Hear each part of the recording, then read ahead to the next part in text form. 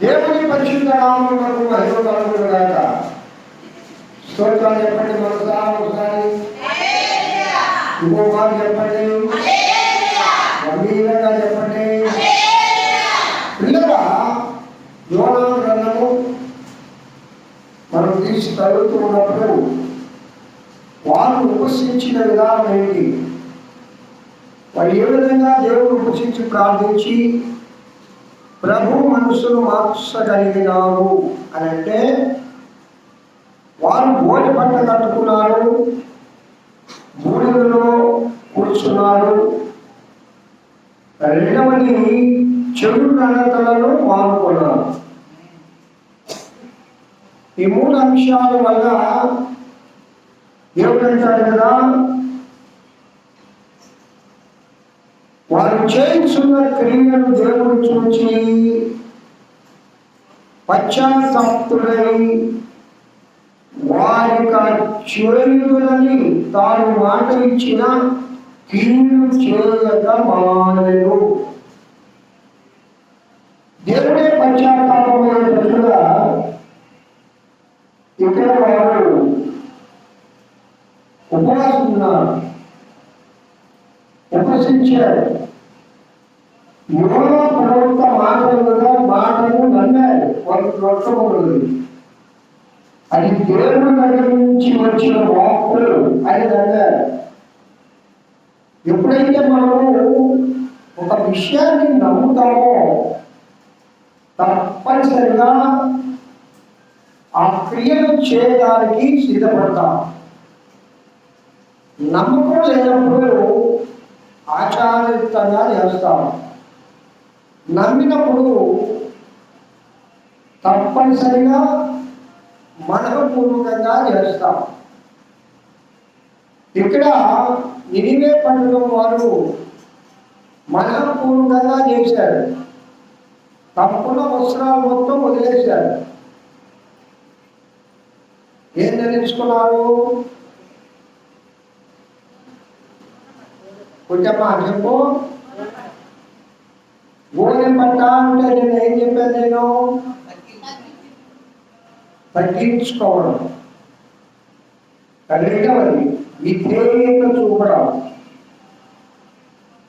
అసలు మొట్టమొదట దేవుని మాటను నమ్మడం. దేవుని మాటను ఎప్పుడైతే నమ్మారో తమకున్న వస్త్రాలు మొత్తం తీసేశారు. చెడుతనాన్ని మానేశారు. దేవునికి కోపం వచ్చిన ఆ కార్యాలన్నీ కూడా మానేశారు. దేవుని మనస్సును మెప్పించారు. దేవుడు వారి యొక్క ప్రవర్తన చూచి తను అనుకున్న దానికి ఆయనే పశ్చాత్తాపడ్డాయట. చూడండి ఎంత గొప్ప మాట్లాడి. దేవుడి హృదయమే పశ్చాత్తాపడింది. ఇందువల్ల అయ్యో ఈ బిడ్డను నేను నాశనం చేస్తానని చెప్పానే, అది తప్పు కదా. ఈ బిడ్డను నేను నాశనం చేయకూడదు. నా మాట నేను వెనక్కి తీసుకోవాలి. హల్లెలూయా. మాటను వెనక్కి తీసుకున్నారు. వారు చేసిన ఇంకో గొప్ప ఆ కార్యం ఏమండి, హ్యాబిట్స్ మానుకోవడం అంటే చిన్నదనే కాదు. అది మానుకోవాలంటే ఒక నిపరమైన హృదయం ఉండాలి, నిర్ధారణ ఉండాలి. ఎందుకు మానుకుంటున్నావు? ప్రభువుకి ఇష్టం లేదు కాబట్టి మానుకుంటున్నాను, మానవులకు ఇష్టం లేదు కాబట్టి మానుకుంటున్నాను అనేది వేరు. వాడు చూడనప్పుడు మనం కార్యాలు చేస్తాం. కానీ దేవుడు నిత్యము మనం చూసే దేవుడు. ఆయన చూచుచున్న దేవుడవు నీవే యేసయ్యా, చూడముచ్చటాయని సుకుమారమైనది.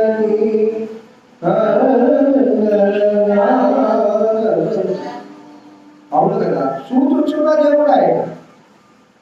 దేవుడు కన్ను కప్పెడతామా? అనుపమా లోకం వాళ్ళకు అడుగుగా పెట్టవచ్చు. పాతాళం నువ్వు వచ్చినా నీవు అక్కడ ఉన్నావంటాడు భక్తుడు. సముద్ర గర్భానికి వచ్చినా నువ్వు అక్కడ ఉన్నావంటాడు భక్తుడు. కొండ చాటుకు వెళ్తినా నువ్వు అక్కడ ఉన్నావంటాడు. మరి నా దాపు చోటు ఏది? అయ్యా ఏది లేదు నాయన దావీదు అంటాడు కదా, నా దాపు చోటు నీవే ప్రభువా అని ఒప్పుకుంటాడు.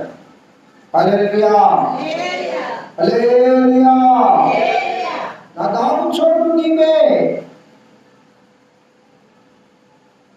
ఒక చెడు కార్యం మానుకోవాలి అంటే బాగా అయినండి. చెడు కార్యం అంటే దేవుడికి ఇష్టం లేని కార్యం. మనందరిలో ఏదో ఒకటి ఉంటుంది. లేకుండా నాకు ఏ చెడు కార్యం లేదని చెప్పేవాడు ఎవరు ఉంటే చెప్పండి. దేవుడికి అన్నీ నేను ఇష్టమైన పనులే చేస్తున్నా. దేవుడు నా కార్యాలను చూసి నీవే పట్టణస్తున్నావు ఆ కార్యాలవనే ఆ యేసయ్య నన్ను మెచ్చుకుంటా ఉన్నాడు. ఎలాగనా దేవుడిని మెచ్చుకున్నాడు అమ్మా? ఒక ఆయన్ని మెచ్చుకున్నాడు పరలోకంలో సభలో. ఎవరిని మెచ్చుకున్నాడు? యోగుని మెచ్చుకున్నాడు. నా కుమారుడైన యోగును చూసావా అని దేవుడు మనం మెచ్చుకునేటప్పుడు జీవిస్తున్నామా? లేదు. ఇంకా కొన్ని పొరపాట్లు మనలో ఉన్నాయి. మరి వాటిని ఎందుకు వదులుకోలేకపోతున్నావు?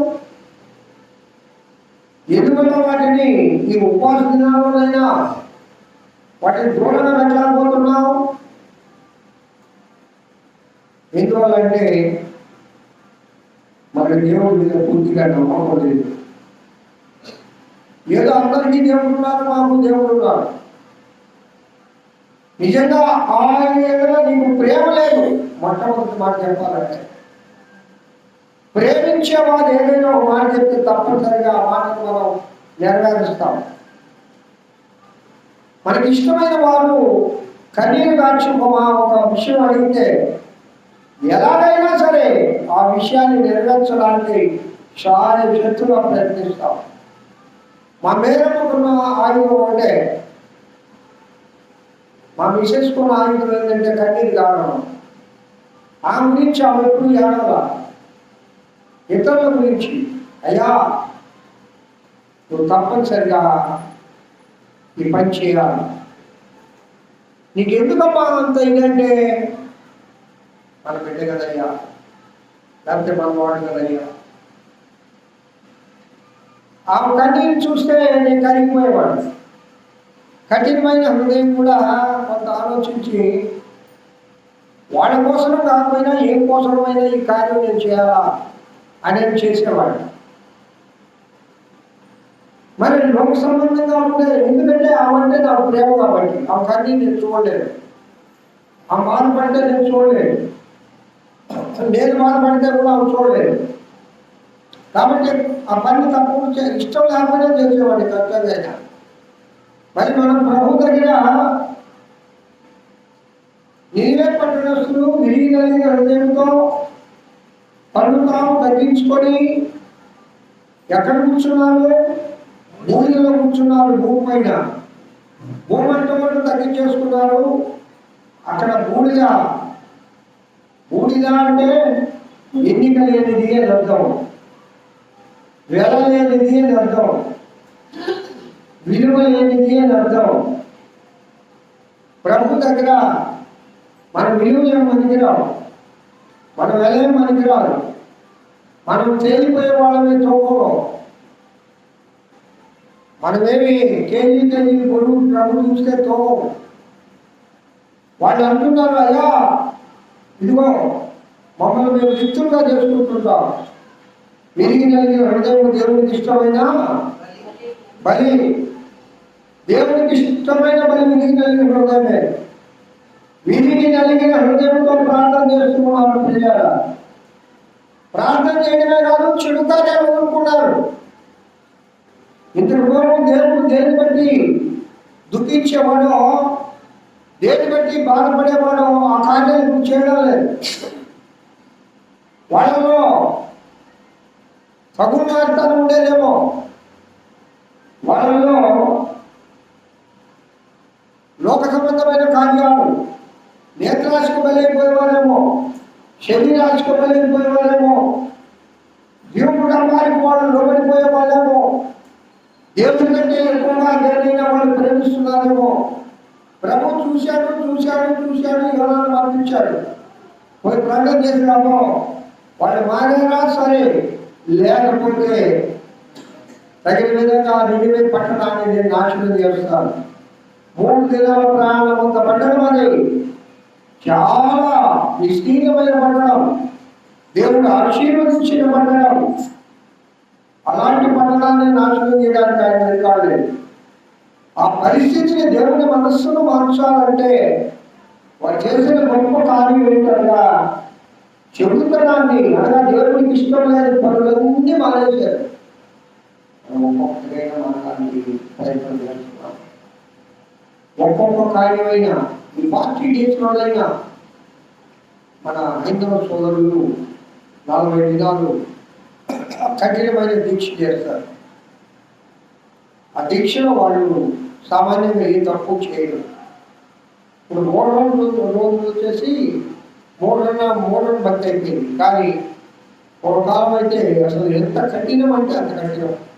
40 రోజులు చెప్పులు వేసుకోరు, 40 రోజులు మనసు మీద పడుకోరు, 40 దినాలు కఠినంగా ఎక్కువ జాబం లేచి తల్లికి స్నానం చేసి పూజలు పురస్కారాలు చేస్తారు.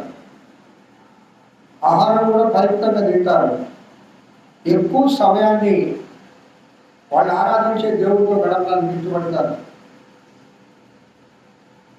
పూజలు పురస్కారాలు చేస్తారు. రాత్రి 10-11 వరకు భజనలు చేస్తారు. ఇంకొందరైతే ఆ కొండకు నడిచి వెళ్తారు. దేవుడి కోసం సమస్తం అర్పించడానికి సిద్ధపడతారు. ఆ 40 డేస్ అయినా వాళ్ళు చాలా నిజాయితీగా ఉంటారు. చాలా మంది మనం ఉంటున్నామా అని మనమందరము ఈ 40 దినాలు ఉపవాస కూడికలు ఉంటున్నాం. మంచి దేవుడు కూడా మిమ్మల్ని నేర్చుకుంటున్నాడు. అయితే దేవుడికి ఇష్టంగా, దేవుడికి ఇష్టమైన కార్యాలన్నీ పట్టిన వాళ్ళు తీసేసుకున్నాం. మనం ఇష్టం పాటిస్తున్నామా? నిష్ఠాగరిష్ఠులుగా ఉంటున్నామా? దేవుడి దగ్గర అడిగారు, మీరు ప్రభా నాలో నీకు ఇష్టం లేని కార్యం ఏముందో చెప్పు. మన మనసుకు అన్ని ఇష్టంగానే ఉంటాయి. ఒకసారి ఏకాంత ప్రార్థనలో కూర్చొని మన హృదయాన్ని ఆయన దగ్గర కుమ్మరించి మనం అడిగితే ఒక్కొక్కటిగా పరిశుద్ధాత్మ దేవుడిని జ్ఞాపకం చేస్తాడు. అవన్నీ రాసిపెట్టుకోండి. ఏమి ఉన్నాయి? ఒకరికి 10 ఉండొచ్చు, ఒకరికి 15 ఉండొచ్చు, ఒకరికి 5 ఉండొచ్చు, ఒకరికి 2 ఉండొచ్చు, ఒకరికి 1 ఉండొచ్చు. ఆ 1 కలిగిన వారు ఒకటే, 15 కలిగిన వారు ఒకటే దేవుడు ఇస్తున్నాడు. ఆ 1 కలిగిన వారిని బట్టి దేవుడు సంతోషిస్తారు అనుకోకండి. నా కారణం అది చిన్నదే కదా కాదు, అది దేవుడి దృష్టిలో చాలా పెద్దది. 15 తప్పిదాలు చేసేవాడు మనము ఒకటే. అంటే వాడు దూరం ఉన్నాడు, మనము దూరం ఉన్నాం. ఆమె దూరం ఉంది, నేను దూరం ఉన్నా. దేవుడికి దగ్గరగా అయ్యే మనసు, దేవుడికి దగ్గరగా అయ్యే మనసు. చాలా దగ్గరికి వచ్చావు, కానీ ఇంకా నువ్వు నలుగురు దూరం. ఇప్పుడు క్రికెట్ ప్లే జరుగుతూ ఉందండి మధ్యాహ్నం. నేను ఇక్కడ కూర్చొని ఆ చెట్లే ఇస్తా, ఇవాళ మధ్యాహ్నం సరిగ్గా చెట్లే ఇచ్చేసావు, పోయి ఎక్కావు. ఆ క్రికెట్ చూస్తూ ఉంటే ఒక్క క్షణం దాన్ని టచ్ చేస్తున్నాడు. ఆ గీతను టచ్ చేయలేకపోయాడు. మరి దగ్గరికి వచ్చాడు కదా, బ్యాట్ అయిపోయింది. అవుట్ అయ్యాడా లేదా? కుటుంబం అవుట్ అయ్యాడా లేదా? అవుట్ అయ్యాడు. ఎట్టా గీతను టచ్ చేయాలి కదా, గీత దగ్గరికి వస్తే రావాలా? కొంతమంది గీత దగ్గర ఉన్నారు, బ్యాట్ మిగితే చాలు. ఏమైంది? అవును, ఆయన ఎంత కష్టపడి పరిగెచ్చాడు, ప్రాణంగా పెట్టి పరిగెచ్చాడు. నేను అవుట్ కావాలనుకున్నాడు, ప్రయాసపడ్డాడు, కానీ ప్రయాసం ఎక్కువైంది. ఆటలోనే ఎంత ఉంటే మరి యేసయ్య దగ్గర ఎట్లా ఉండాలి? మనం కూడా ప్రయాసపడుతున్నాం, ప్రార్థన చేస్తున్నాం, ఆరాధిస్తూ ఉన్నాం, దేవుడి వాక్యం వింటూ ఉన్నాము, ఉపసిస్తూ ఉన్నాము. తగిన విధంగా దేవుడిని మనము ఆరాధించలేదు. దగ్గరకు వచ్చావు, చాలా మంచిది. అసలు ఈ ఆరాధనకు రావడమే దేవుడు నీకు ఇచ్చిన కృప. హల్లెలూయా చెప్పండి ఒకసారి. హల్లెలూయా. సాతాను చాలా ఆటంకాలు పెడతాడు ఈ ఆరాధనకు రాకుండా. ఎందుకంటే ప్రభువు మనం దగ్గరగా ఉండడం, దేవుడితో స్నేహం చేయడం, దేవుడు బిడ్డలుగా సంపూర్ణంగా మనం సమర్పించుకోవడం సాతాను దానికి ఇష్టం లేదు. దేవుడు అంటాడు 99 కార్యాలు చేశాడు కదా నా బిడ్డ, ఇదిగో ఇది ఒకటి ఇంకా ఈ కార్యం నా బిడ్డే అంటాడు వాడు కూడా. అరే 99% రావాడే, కానీ 1% ఏమైపోయింది, దాన్ని సంపూర్ణము అంటాడు. హల్లెలూయా హల్లెలూయా. సంపూర్ణ భక్తి, సంపూర్ణత్వం కావాలి. సంపూర్ణత్వం లేకుండా ప్రభు కృపను పొందలేదు. నినివే పట్టణంలో ఇక్కడ సంపూర్ణులుగా మారారు.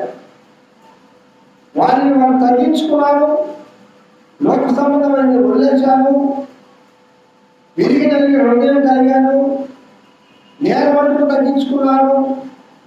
అయ్యా మేము బూడిదలో కూర్చుంటున్నాం, ఏం లేని వారము, పనికి మాలిన వారము, మేము దేన్ని బట్టి గర్వించామో నా గర్వం అంతా తీసేసుకుంటున్నాము.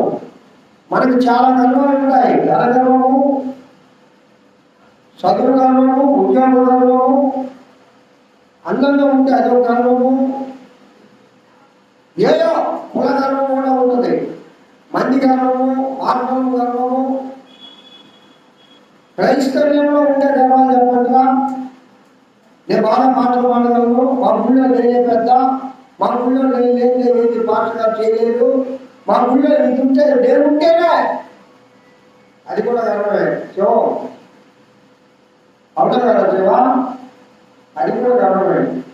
కానీ భక్తిగానే ఉంటుంది. ఏమన్నా ఉంటేనే జరిగింది. ఈరోజు శివ లేకపోతే నేను ఆ కార్యాలను చేయలేను. ఆయన దేవుడు అనుకున్నాడు. డబ్బులు ఖర్చు పెట్టి వచ్చేదేమో ఎక్కడా 2:30 కల్లా కంటికి పోయి వాళ్ళ తీసుకొచ్చి ఆడ కూర్చొని ఎన్నికేసి ఉదయం వెళ్ళి ఆ పనులను చేశాడు ఆయన. నేనుండబట్టి దేశం వచ్చిందా నువ్వా, నేనుండబట్టి అది జరిగిందని, లేకపోతే నువ్వు చేసేవాడుగా అదే గర్వం సాధారణ చేసి పెడతాడు. ఎవరి కోసం చేసాము? ప్రభువు కోసం చేశాడు. దేవుని యొక్క ఆలయం సుందరంగా సౌందర్యంగా ఒక తోటలాగా, ఒక ఇదేని తోటలాగా ఉండాలని మనం చేస్తూ ఉన్నాము. చేయని వాళ్ళు తక్కువ కాదు, చేసిన వాళ్ళు ఎక్కువ కాదు. ఇక్కడ ప్రభుత్వం కూడా మనం అందరం సమానమే. దేవుడు ఒక్కొక్కరిని ఒక విధంగా వాడుకుంటాడు. ప్రభు సదాలు ఒకరిని పరిచర్యలు కింద, ఒకరిని ప్రార్థనాపరుల కింద, ఒకరిని మంచి సంగీతం పాడేవారి కింద, ఒకరిని ఆరాధించే వారి కింద, ఒకరిని సగంలో కొంత సపోర్ట్ చేసే వారి కింద, ఒక్కొక్కరికి ఒక్కొక్కరు ఇస్తాడు. అంత మాత్రం చేత వాళ్ళు ఎక్కువ ఇవి తక్కువ కాదు. మనమంతా ఒక శరీరంలో అవయవంలో మన శిరస్సు ప్రభు యేసుక్రీస్తు.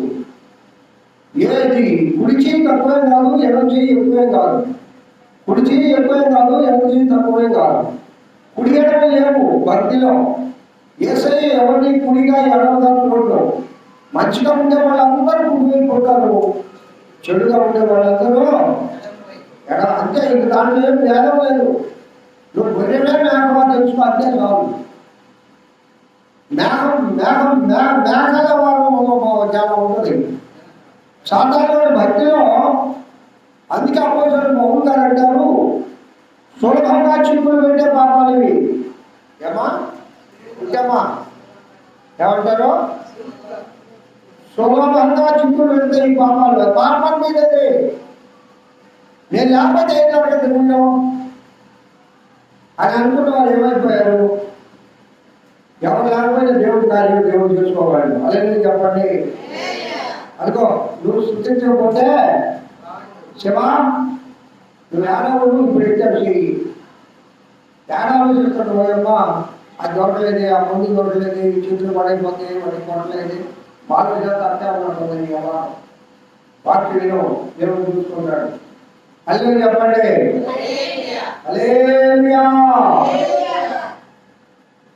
శ్రమ చేయడం మన వంతు, ఫలితం దేవుడు వంతు. అదే చెప్పు. ఇక్కడ మనము ఎల్లప్పుడూ కూడా ప్రియ దేవుని దృష్టిలో ఎవ్వరు తక్కువ కాదు, ఎవ్వరు ఎక్కువ కాదు, సగం కాదు. నేను చాలా సార్లు చెప్తా మాట. అంటే ఇక్కడ కూడా గర్వం తెచ్చి పెడతాడు సాతానుడు. మా కుటుంబమే లేకపోతే, మేమే లేకపోతే చాలా తప్పు. ఎవరున్నా లేకపోయినా ప్రభు తన కార్యాలు చేసుకుంటాడు. అప్రమత్తాడు. ఆ రాళ్ళు నన్ను సృష్టిస్తాయి. మీరు నన్ను సృష్టించకపోతే ఏం సృష్టిస్తాయంట? రాళ్ళని గమనించే దేవుడు మన దేవుడు. హల్లెలూయా. అంటే రాతి హృదయాలను నేను మార్చుకుంటాను అని అంటారు. మొండి హృదయాలను మార్చుకుంటారు. దేవునికి వ్యతిరేకంగా వాటిని మార్చుకుంటారు. అవునండి, బంతిపొట్టు దొంగలు మార్చాడు దేవుడు, విచారణను మార్చాడు, దొంగలను మార్చాడు, లోకంలో అందరి చేత వెలివేయబడిన వాళ్ళని మార్చాడు, వారి చేత గొప్ప కార్యాలు జరిగించాడు. హల్లెలూయా చెప్పండి. మరి వాళ్ళతో పోల్చుకుంటే మనమే చాలా మంచివాళ్ళమే, చాలా మంచివాళ్ళం. ఆ మంచితనం ప్రభువు సరిపోదు. నీ మంచితనం, నీ దాన ధర్మాలు, నువ్వు మంచిగా మాట్లాడడం, నువ్వు అందరికీ న్యాయం చేయడం, నువ్వు అందరితో మృదుత్వంగా ఉండడం, అది సరిపోదు. నీ హృదయ అంతరంగము దేవుడి దృష్టికి నీతియుక్తమైన బలులు అర్పించేదిగా ఉండాలి. హల్లెలూయా. నీ హృదయాంతరంగము దేవుని దృష్టికి నీతియుక్తమైన బలులు అర్పించేదిగా ఉండాలా. ఇంకో మాట చెప్పరా, సిగ్గు పడనేరని వీరులాగా దేవుడి దగ్గర తలెత్తుకొని చూడగలగాలి. ఎప్పుడు చూస్తాము? మనలో ఆయనకి ఇష్టమైన కార్యం లేనప్పుడు తలెత్తుకొని చూస్తాం. దొంగ మొహం ఎట్టుంటుంది శివా? నీ మొహం నల్లగా ఉండదా, మరి తెల్లగానే ఉందా? ఈ రంగు కాదు, అప్పుడే మారిపోతుంది. మనం ఏదైనా తప్పు చేస్తే ధైర్యంగా మాట్లాడలేము, కళ్ళల్లో కళ్ళు పెట్టి చూడలేము. నేను చాలాసార్లు అట్టుండేవాడిని మా మేరమ్మ దగ్గర. ఏదో మేకపోతే గాంభీర్యంగా అట్లా మాట్లాడినా హృదయం తడుతూ ఉండేది. అరేవి నువ్వు తప్పు చేసావు కదరా. అవునైనా తప్పు చేశాను, కానీ ఆడ మాత్రం తగ్గేవాడిని కాదు. అది అహం అంటాం, పురుషాహంకారం. ఏమంటాం దాన్ని? పురుషాహంకారం. పాపం ఆ తల్లి సర్దుకొని పోయి మళ్ళా నన్ను వదిలాడేది. నేను ఆమెను తిట్టినా అవును అప్పుడు నాకు నేను పలికేవాడు కాదు. ఆ ఎవరు చూడండి, నేను ఆమెను తిట్టేది, అరిచేది, నేను అరిచేది, మళ్ళీ ఆమె ఇచ్చే నాలుక తిచ్చేది. అన్నీ ఎవరు అంత మంచి మనసు ఇచ్చాడు ఆ బిడ్డకి దేవుడు. హల్లెలూయా చెప్పండి. హల్లెలూయా. అది యేసయ్య మనసు, అది దేవుని మనసు. పిల్లరా, ఒక్కొక్కసారి మన గురించి మనం ఆలోచించుకుంటా ఉంటే ఈ విధంగా ఇన్ని తప్పులు చేస్తుంటాం దేవుని దగ్గర. అయినా ఆయన మనల్ని ప్రేమిస్తూనే ఉన్నాడు. ఆయన ఎప్పుడు నేను విడువడా, నేను ఎడబాయలేదు. ఆయన ఎప్పుడు నిన్ను మర్చిపోలే. ఆయన మర్చిపోయి ఉంటే మనము ఈ లోకంలో ఉండేవాళ్ళం కావు. మన పరిస్థితి వేరే విధంగా ఉండేది. ఇంత క్షేమకరంగా, ఇంత ఆశీర్వాదకరంగా, ఇంత ఈ విధంగా అయినా ఉండేవాళ్ళం కావు. మళ్ళీ ఉండవు మామయ్య, ఏం బాగున్నావా అని అంటున్నాం మా అనుభవం. ఆ విధంగా ఉండడం వల్ల దేవుడి కృపే. నీకంటే ఇంకా, మీకంటే ఇంకా ఈ లోకంలో చాలా అధోగతిలో ఉన్న వాళ్ళు ఉన్నారు. ఒకసారి వాళ్ళ స్థాయి చూడండి. మీ ఇరువుతోని పొందింటోడు స్థాయి కాదు. ఒకసారి లోకం వైపు చూడు. అప్పుడు దేవుడు ఇచ్చాడు, ఇది ఈ స్థితి చాలయ్యా, నేనున్న స్థితిలోనే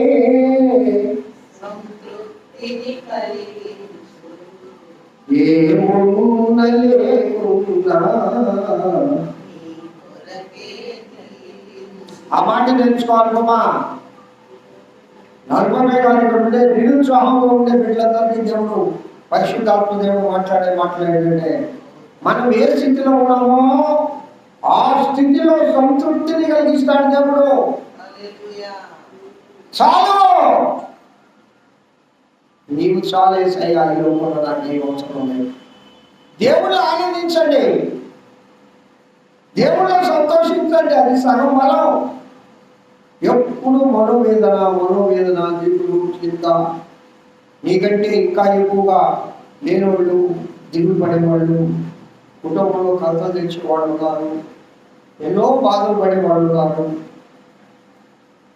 ఒక తల్లి దేవుడి సన్నిధికి వచ్చి గొప్ప ప్రార్థనాపూర్వాలు, ప్రవచనాలు చెప్పేది, భాషలు మాట్లాడేది, ఇంటికి వెళ్తే వాళ్ళ ఆయన భాషలు మాట్లాడేవాడు. ఫుల్గా తాగొచ్చి చెత్త వేగ భాషలు మాట్లాడుతా వివిధ లోకసంబంధమైన భాషలు ఆమెను హింసించేవాడు. అయినా ఏనాడు ఆ తల్లి కన్నీరు కాచి ప్రార్థన చేసేదే కానీ యేసయ్య పాదాలను మాత్రం వదలలేదు. అల్లు చెప్పండి, హల్లెలూయా. యేసయ్య పాదాలను వదలలేదు. ఆ పాదాలను గట్టిగా పట్టుకొని కష్టపడుతూనే, కన్నీరు కారుతూనే, దెబ్బలు తింటూనే, వేదన పడుతూనే, పస్తులు ఉంటూనే, బిడ్డలకు అన్నం లేని దినాలు ఎన్నో ఉన్నాయి, పొయ్యి మీద కొడవని దినాలు ఎన్నో ఉన్నాయి. భర్త మాత్రం పూర్తిగా తాగొచ్చేవాడు.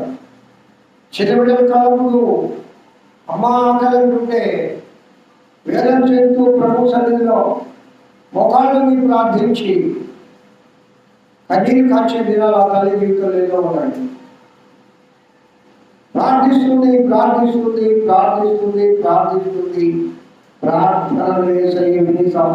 చేసి ఆమె భర్త దేవుడు మార్చాడు. అల్లు చెప్పండి. ఆ కుటుంబం ఇప్పుడు ఎంతో సంతోషంగా జీవించారు. ఇద్దరు బిడ్డలందరూ చెడ్డాపట్టాలు వేసుకోవచ్చు. ఆ కుటుంబం ఆశీర్వదించబడింది. మన కళ్ళు పెట్టి అనేక కుటుంబాలు ఉన్నాయి. పిల్లల దిగాలు పడిపోతే, దిగులు చెందితే నువ్వు వ్యాధిగ్రస్తులు అయిపోతావు. ప్రభు మంచి మాట అంటాడు. ఏమంటాడమ్మా? ప్రయాసపడి భారం పోయేవారు కదా, మీ భారం ఎవరు వస్తా అంటున్నాడు. నువ్వు ఎందుకు దిగులు పడేది? దేవుడిపై ఆడుకో. అదే ఆడుకోలుట నీపైగా ఆదరించే యేసయ్యా అరణ్య యాత్రలో. అవును, మన జీవితం అంతా అరణ్య యాత్రే. అరణ్యం అంటే అడవిలో ప్రయాణం చేస్తారు. ఏమీ లేవక్కడ, అడవిలో ఏముంటాయి? సకల సౌకర్యాలు ఉన్నాయా? రాళ్ళు, రప్పలు, ఎండ, వాన, నిలవడానికి నీడ లేదు, క్రూరమృగాలు, విషపంతులు, అంటే అన్ని శోధనలు. ఈ అరణ్య మార్గంలో నాకు కన్న తండ్రి నీవే చేయాలయ్యా. కానీ మా భక్తుడు దైవజనుడు ఎంత గొప్ప మాట రాశాడు. నీవే చేయాలయ్యా కానీ అది దేవుడి మీద ఆధారపడు. దేవుడి మీద ఆధారపడితే దేవుడు తప్పనిసరిగా కార్యం చేయగాక. అదే చెప్పుకుంటామా? హల్లెలూయా. దేవుడి మీద ఆధారపడండి, మనుష్యుల మీద కాదు. మనుష్యులను నమ్ముకున్నట్టు కంటే యెహోవాను నమ్ముకున్నదా? యెహోవా దేవుడు దాటల జనులు ధన్యులు. నువ్వు ధన్యురాలు. ఆయన పాఠశాలకు వస్తున్నావు అంటే నువ్వు ధన్యుడు. దేవుడు నీకు తోడుగా ఉన్నాడు. నీ కుటుంబాన్ని ఆయన మోస్తాడు, నీ భారాన్ని ఆయన మోస్తాడు, నీకు విడుదల కలిగజేస్తాడు. నీ కన్నీటి బాధ బిందులను ప్రభువు తుడుస్తాడు. నీవే పట్టణస్తున్న కన్నీటి బాధ బిందులను ప్రభువు తుడిచాడు. ఎప్పుడో ప్రభువు కోసం బ్రతికినప్పుడు. ప్రతిష్ట కలిగి జీవించండి. ఎస్తేరమ్మ ఒక ప్రతిష్ట కలిగి జీవించింది. ఎస్తేరమ్మ ఒక ప్రతిష్ట. జీవులందరినీ రక్షించుకుంది. తన జనాభాన్ని రక్షించుకుందామా? రాజ శాసనాన్ని మార్చింది. హల్లెలూయా, హల్లెలూయా. రాజ శాసనము మార్చగలిగిన శక్తి ప్రార్థనలో ఉన్నది. అది ఏ ప్రార్థన? ఉపవాస ప్రార్థన. హల్లెలూయా చెప్పండి ఒకసారి. ఇలా నినివే పట్టణస్తుల వల్ల మనం కూడా జీవించుకున్నాము. మనం తగ్గించుకున్నాము. అసలు ఏముందని హెచ్చించుకోవడానికి? మీరు ఏమన్నా హెచ్చింపులు ఉన్నాయో అని నేనైతే ఒకసారి అలా శూన్యులకి చూస్తే ఏముంది ప్రభువా? ఏమీ లేదు. ఒకవేళ ఏమన్నా ఉంటే అది నువ్వు ఇచ్చిందే కదా, ఈ ఆయుష్యం నువ్వు ఇచ్చిందే కదా, నీటి బుడగ లాంటిది. ఆ మాటకి ఎంత అర్థం ఉంటుంది? నేను ప్రతిరోజు ఉదయం లేచి అదే మాట జ్ఞాపకం చేసుకుంటా. నీటి బుడగ లాంటిది. ఎంతకాలం జీవిస్తామో మనం చెప్పలేము.